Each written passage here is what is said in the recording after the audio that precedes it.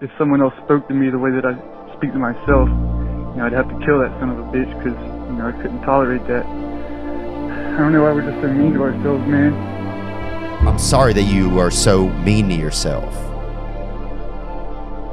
And I don't mean that as a reflection of who you are, because I know, like me, you don't want to be. You don't want to be. But if you're like us, you have some of this that we have, this ism, this alcoholism, this uncomfort. It's really an uncomfort that just lives in us. You're probably going to be real hard on yourself.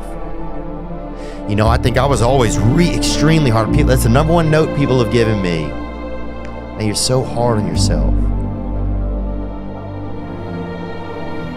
Because when I was young, nobody was anything on me, And so I thought maybe if I was hard on myself, or maybe if I was perfect. I used to think, I realized this the other day, I used to think that, I expected myself to be perfect, so then I never was, because it's impossible, so then, therefore, I'm so hard on myself. Because I thought that I wasn't cared for as a child, and I'm not trying to self-pity, I'm just looking at what was a part of my life. That I wasn't cared for as a child, so therefore I took it on myself. Oh, if I was better, if I was perfect, then I would be loved. I'm not perfect enough. I'm not good enough.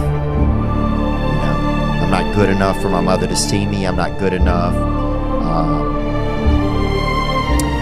for my father to stay alive. I had this epiphany not long ago, that I thought that if I was better, if I was perfect, if I did everything right as a kid, I thought this. I didn't know until just recently that I thought it, but it came up. That if I did everything right, that my father would stay alive. As a child, I thought maybe if I'm perfect, that my life would be different. And more specifically, that my dad would stay alive. I thought that. I don't know how I came up with that or what made me think that as a kid. But at least then it gave me some control over what was going to happen. Because now it's something it's up to me.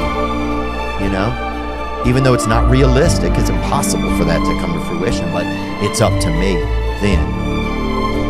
So that's why I think I was so hard on myself a lot of times. I think because then at least it puts it on me, which was the only thing that I felt I could try and rely on anyway. I'm proud of you, dude. It's hard. I'm proud of you. I'm proud of you because I know how hard it is to take care of ourselves. I know how hard it is to take care of ourselves. I know that